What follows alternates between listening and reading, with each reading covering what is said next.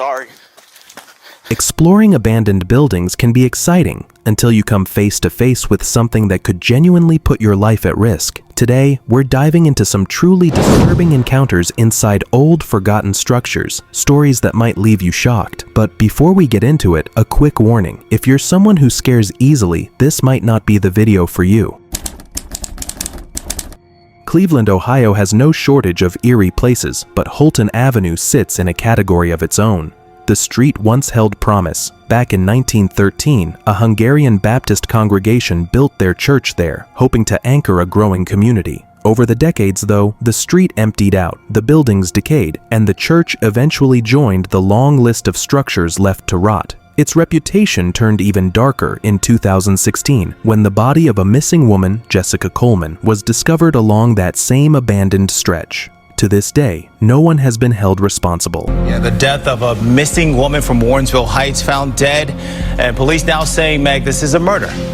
Yeah, we're getting new information about that this morning. We now know 26-year-old Jessica Coleman was found unresponsive with a gunshot wound near East 83rd Street and Holton Avenue. Police tell us that happened around 3 o'clock on Monday. The 26-year-old disappeared on Sunday night around 9:30 after a family function. Fast forward to July 2023. Urban explorer Chris Hill returns to Holton Avenue with his camera gear, hoping to document the crumbling church and the ruins surrounding it. The place is exactly what you'd expect from a building that's been neglected for decades. Graffiti crawling across the walls, shattered windows glittering across the floor, and plaster peeling away in sheets.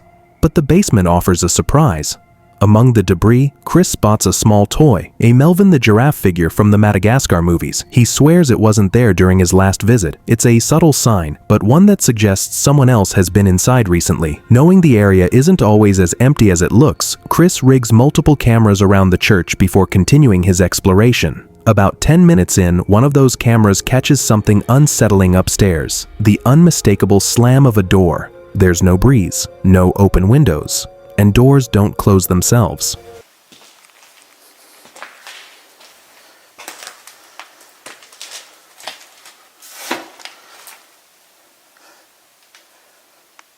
I don't remember that being like that last time I was here.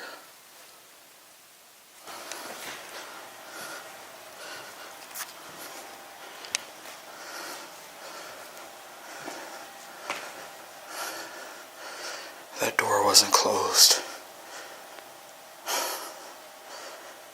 At least I don't think it was.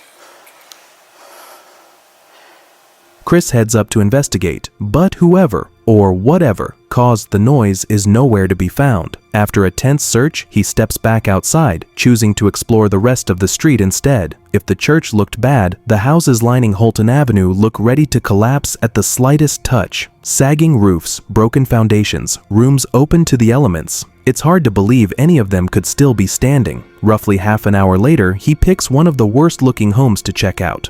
Calling its basement a basement is generous. It's more like the hollowed-out underside of the house, dark and claustrophobic. As Chris investigates, a noise echoes from upstairs. Then a voice.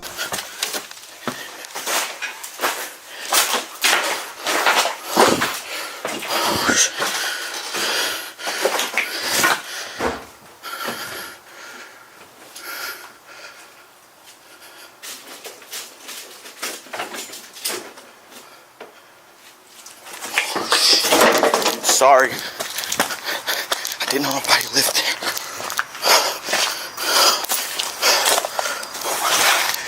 Shit. He rushes up the steps, and a curtain suddenly pulls back, revealing a startled person inside. They quickly apologize, just as surprised to see him as he is to see them. Chris bolts back to the street in shock. As he looks at the house again, he notices something he missed before, a faint glow from inside. Electricity in a building that looks seconds from caving in. It hits him all at once. Many of these abandoned structures aren't empty at all. People are living inside them. People who clearly weren't expecting company. With that realization, Chris decides he's seen enough for the night. In the spring of 2019, a team of 5 real estate investors made their way into what they thought was just another rundown property in Philadelphia's Angora neighborhood. They'd walked through plenty of neglected buildings before, so the first few minutes felt routine. Peeling paint, soft floorboards, the usual signs of long-term abandonment. But as one of them stepped toward the staircase, something unusual caught his eye. A thin wire, barely visible unless the light hit it just right, ran upward along the banister. At first, it looked like some leftover electrical line. Then they traced where it led, and everything changed. Hold on. I'm getting far away from this thing. Alright, here, you got it? Yeah. You said this I think you should go where you trip it. Stop at the Yeah. bottom of the step. You think? Yeah. What is it? At the step.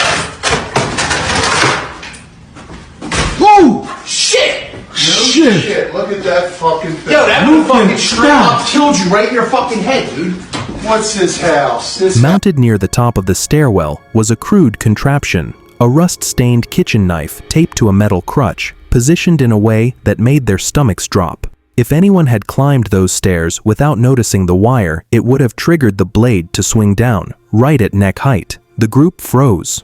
What they thought was just another walkthrough had almost become something far more tragic. After a few tense minutes of examining the setup, the investors cautiously tested the mechanism to see what would have happened. The moment the wire tightened, the knife snapped downward with startling speed, landing exactly where someone's throat would have been. It wasn't an accident. Someone had built a trap. Primitive, yes, but intentional and dangerous enough to kill. One of the investors later told NBC that he'd seen his share of bizarre things in distressed homes, abandoned pets, squatters tucked into forgotten rooms, the occasional makeshift drug operation, but never anything designed to end a person's life. He admitted that if he hadn't spotted that faint line stretching up the stairs, he might not have walked out of the house at all. And yet, after the shock wore off, the team continued through the rest of the property. No more traps, no more surprises. They ultimately purchased the home and renovated it, but the memory of that improvised weapon hanging above the staircase stayed with them. A stark reminder that even in the world of real estate, danger can lurk in the most unexpected places. Sorry for the interruption, but if you're finding this video interesting so far, make sure to leave a like, subscribe, and turn on notifications so you don't miss the next breakdown.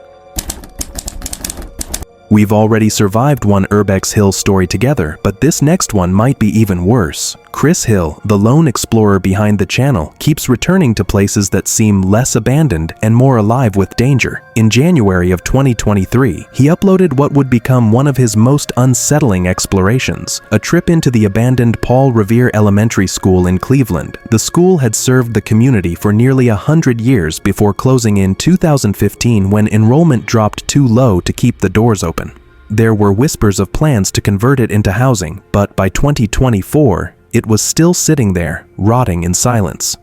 From the moment Chris stepped inside, it was obvious the building hadn't aged gracefully. Floodwater pooled through the lower floors. Paint peeled from the walls like old sunburnt skin. Rust ate through the metal fixtures. Papers, books, chairs, desks. Every room looked like someone had pressed pause on a school day and never came back. Even stranger, a few chalkboards had fresh messages scrawled across them, proof that someone had been inside recently.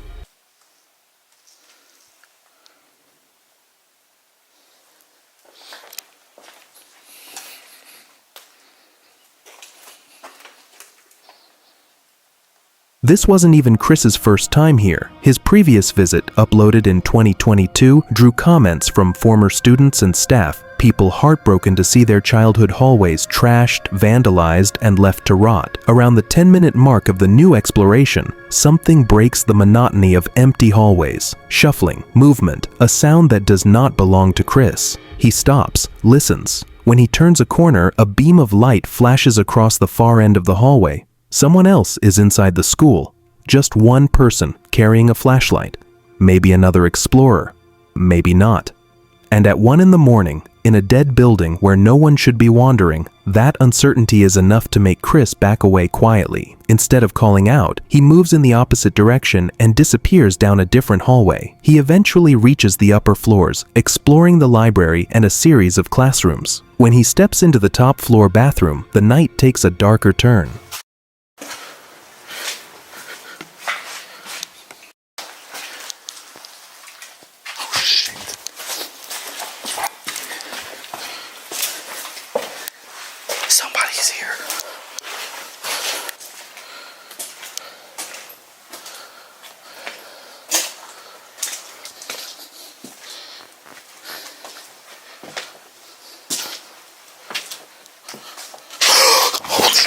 shit.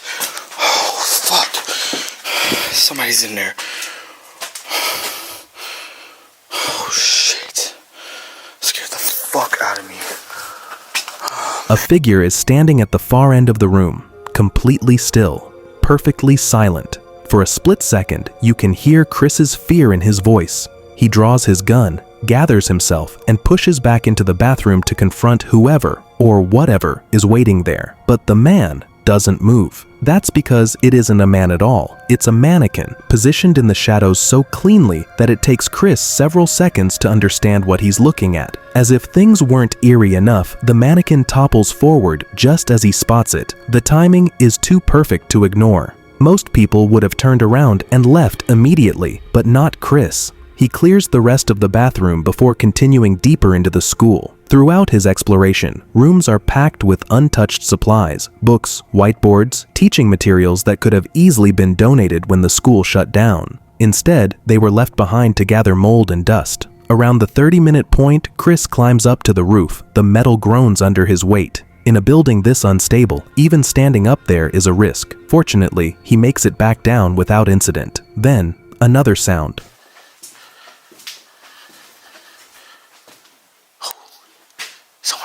He's walking this way. Listen. Still here. I wonder what's in it. Oh shit.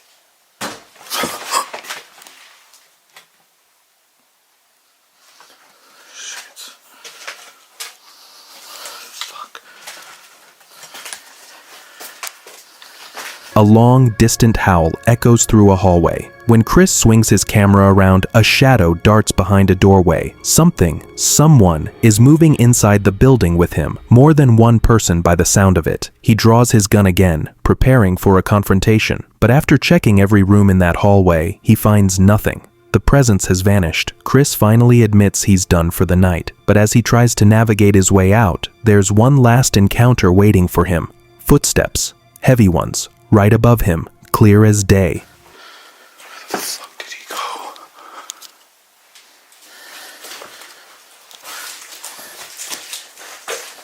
He rushes up the stairs, calling out to see if anyone responds. Nothing. No voice, no movement. Just silence stretching across the empty school. Eventually, Chris manages to get outside, shaken but unharmed, and despite everything he experienced that night, he continues returning to abandoned, crumbling, and dangerous locations, documenting the darkness inside America's forgotten spaces.